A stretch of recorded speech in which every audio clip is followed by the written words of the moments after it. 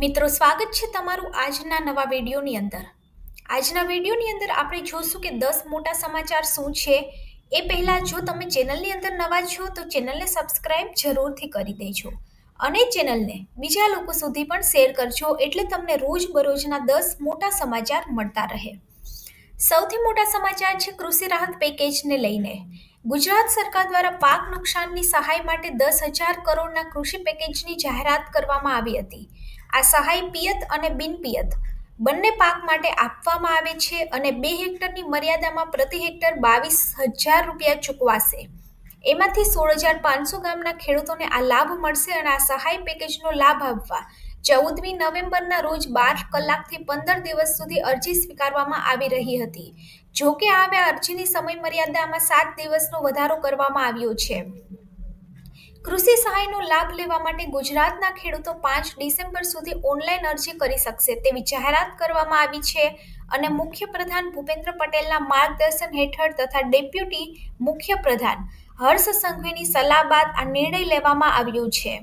મિત્રો, વાત કરીએ તો કૃષિ પ્રધાન જીતુ વાઘાણી દ્વારા આની જાહેરાત કરવામાં આવી હતી અને જીતુ વાઘાણીએ કહ્યું હતું કે કોઈ પણ નુકસાનગ્રસ્ત ખેડૂતને સહાયથી વંચિત ન રહી જાય તે માટે અરજી કરવાની જે સમય મર્યાદા છે એ વધારવામાં આવી છે અને ખેડૂતો આગામી 5 ડિસેમ્બર સુધી કૃષિ રાહત પેકેજ માટે અરજી કરી શકશે. મિત્રો, બીજા મોટા સમાચાર છે સુપ્રીમ કોર્ટે BLOને એક મોટી રાહત આપી છે. ભારતનું ચૂંટણી પંચ હાલ 12 રાજ્યો અને કેન્દ્રશાસિત પ્રદેશમાં સ્પેશિયલ ઇન્સ્ટિન્ટિવ રિવિઝન SIRની પ્રક્રિયા હાથ ધરી રહ્યું છે, જેનામાંથી બૂથ લેવલ ઓફિસર્સને મહત્વપૂર્ણ જવાબદારીઓ સોંપવામાં આવી છે. દેશભરની અંદરથી અહેવાલો આવી રહ્યા છે કે કામ પૂરું કરવા માટે BLO પર ખૂબ જ દબાણ કરવામાં આવી રહ્યું છે. માનસિક તણાવમાંથી પસાર થઈ રહેલા BLOની આત્મહત્યાના પણ ઘણા બનાવો બન્યા છે. એવામાં સુપ્રીમ કોર્ટે રાજ્ય સરકારને મહત્વના નિર્દેશો આપ્યા છે. ગુરુવારે સુપ્રીમ કોર્ટે BLOની આત્મહત્યા અંગે ગંભીર ચિંતા વ્યક્ત કરી હતી અને સુપ્રીમ કોર્ટે BLOના કાયમી પરિસ્થિતિ અને માનસિક સ્વાસ્થ્ય માટે રાજ્ય સરકારને જવાબદાર ઠેરવી. કોર્ટે રાજ્ય સરકારના નિર્દેશો આપ્યા છે કે BLOના કામકાજના કલાકો ઘટાડવામાં આવે અને કામગીરી પૂર્ણ કરવા માટે વધારાનો સ્ટાફ પણ તૈનાત કરવામાં આવે. મિત્રો, ત્રીજા મોટા સમાચાર છે ડોલરની સામે રૂપિયો પ્રથમવાર 90 પર. મુંબઈ કરન્સી બજારમાં આજે રૂપિયામાં મંદી ઝડપથી આગળ વધતો રૂપિયો વધુ ગબડી અને 90ના ભાવ સૌથી નીચા તળિયે ઉતરી જઈ ગયો છે. મિત્રો, ઇતિહાસમાં સૌથી પહેલા ડોલરની સામે રૂપિયાનો ભાવ 90 રૂપિયા થઈ ગયો છે. $1ની સામે 90 રૂપિયા ભાવ થયો છે અને આ ભારત તથા અમેરિકા વચ્ચે વેપાર કરવામાં વિલંબ થતા તેમજ ફોરેક્સ રિઝર્વની અંદર ઘટાડો થતા રૂપિયા ઉપર દબાણ વધ્યું હોવાનું બજારના જાણકારો જણાવી રહ્યા છે. મિત્રો, વાત કરીએ તો રૂપિયા સામે ડોલરના ભાવમાં તીવ્ર તેજી આગળ વધતા ડોલરના ભાવ સૌથી વધુ ઊંચા 90 રૂપિયાની સપાટી પાર કરી ઊંચામાં ઊંચા ભાવ 90.30 સુધી પહોંચી જતા બજારમાં ખેલાડીઓ આ રેકોર્ડ બ્રેક ચાલથી સ્તબ્ધ બની ગયા છે. મિત્રો, ત્રીજા મોટા સમાચાર છે હવે બિનજરૂરી હોર્ન વગાડવાની સામે એક સ્પેશિયલ ડ્રાઈવ શરૂ કરવામાં આવી છે. હવે તમે બિનજરૂરી અને સતત હોર્ન વગાડી અન્ય વાહન ચાલકો તથા રાહદારીઓને માનસિક ત્રાસ આપનારા લોકો સાવધાન થવાની જરૂર છે, કારણ કે સુરતની અંદર સૌથી પ્રથમવાર ટ્રાફિક પોલીસે પ્રથમવાર બિનજરૂરી હોર્ન વગાડી ધ્વનિ પ્રદૂષણ ફેલાવતા મોટર વ્હીકલ એક્ટની કલમ હેઠળ કાયદેસર પગલાં ભરવાનો નિર્ણય લીધો છે અને ટ્રાફિકના અન્ય નિયમ ભંગની જેમ જ હવે બિનજરૂરી હોર્ન વગાડનાર લોકો પાસેથી પણ 500થી લઈ અને 1,000 રૂપિયા સુધીનો દંડ થઈ શકે છે. પહેલા જ દિવસે સિગ્નલો પર હોર્ન વગાડવા મુદ્દે પોલીસે ટોકતા વાહન ચાલકોને અલગ અલગ બહાના કાઢ્યા હતા. મિત્રો, વાત કરીએ તો મોટા સમાચાર છે આંગણવાડી અને તેડાગર બહેનો માટે.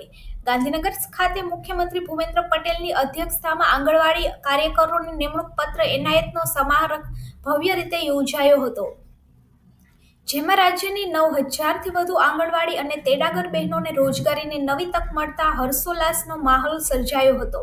રાજ્યની અંદર 4 મોટા શહેરોમાં એક સાથે નિમણૂક પત્ર વિતરણ થયું છે, જેમાં અમદાવાદમાં 3400, રાજકોટમાં 2300, સુરતમાં 1500 અને વડોદરામાં 1800 બહેનોને નિમણૂક પત્ર મળ્યા છે. મુખ્યમંત્રી ભૂપેન્દ્ર પટેલે જણાવ્યું છે કે 170 નવી આંગણવાડી કેન્દ્રની ખાતમુહૂર્ત અને લોકાર્પણ કરવામાં આવ્યા છે. રાજ્યની અંદર હાલ 53,000થી વધુ આંગણવાડી કેન્દ્રો કાર્યરત છે અને આ વર્ષે 1600 જેટલા કેન્દ્રના લોકાર્પણ અને ખાતમુહૂર્ત કરવામાં આવ્યા છે. તેમણે વધુમાં જણાવ્યું છે કે આગામી 3 વર્ષમાં 10,000થી વધારે નવા આંગણવાડી અને નંદઘરોના બાંધકામનું આયોજન કરવામાં આવ્યું છે, જે બાળકોની પ્રાથમિક સંભાળ અને પોષણ ક્ષેત્રે મહત્વનું યોગદાન આપશે. મિત્રો, મોટા સમાચાર છે. 5,000 ખેડૂતોને કૃષિ સહાયની રકમ ખાતામાં જમા થઈ ગઈ છે.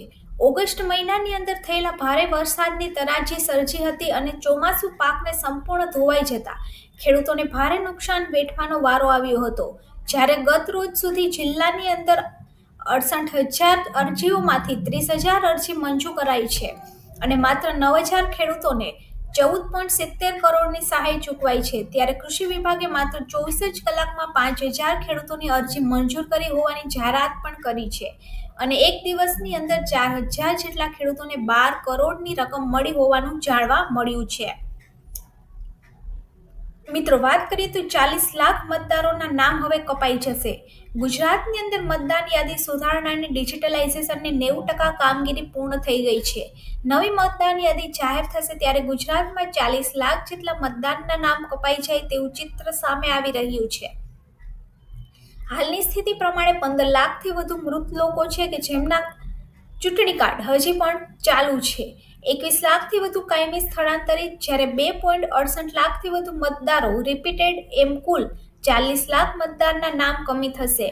રાજ્યના 33 જિલ્લાઓ પૈકી મોટાભાગના જિલ્લામાં 100% ફોર્મ વિતરણ સંપન્ન થઈ ગયું છે, જ્યારે અમુક જિલ્લામાં 100% વિતરણનું લક્ષ્ય હાંસલ કરવામાં આવ્યું છે અને આ ફોર્મ પૈકી પરત મળેલા ફોર્મને ડિજિટલાઇઝેશનની કામગીરી પૂરજોશમાં ચાલી રહી છે.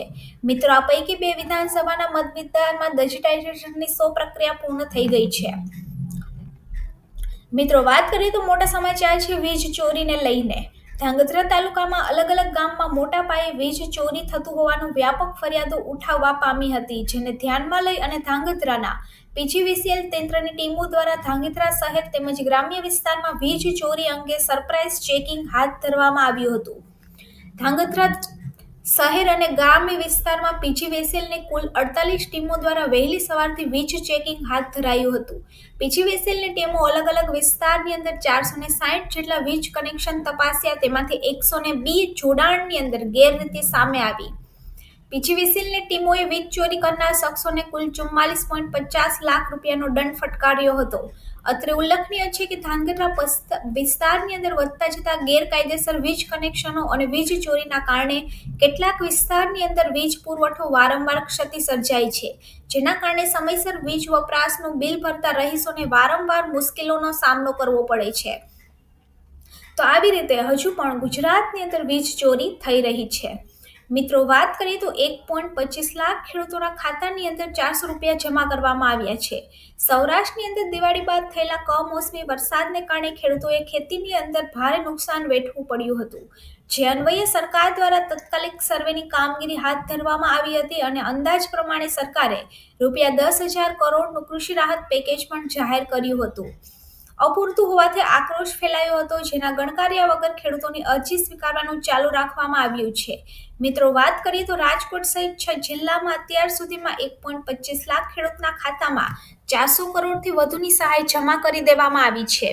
ખેતીવાડી ખાતાના જણાવ્યા મુજબ ખરીફ વાવેતર કમોસમી વરસાદને કારણે થયેલા પાક નુકસાન માટે સરકાર દ્વારા કૃષિ રાહત પેકેજ જાહેર કરવામાં આવ્યું છે, જેમાં ખેડૂતને 2 હેક્ટર દીઠ 22,000ની મર્યાદાની અંદર રકમ મળવાપાત્ર છે. મિત્રો, વાત કરીએ તો સગર્ભા અને ધાત્રી માતાઓ માટે સ્પેશિયલ યોજના સરકાર દ્વારા ચલાવવામાં આવી રહી છે.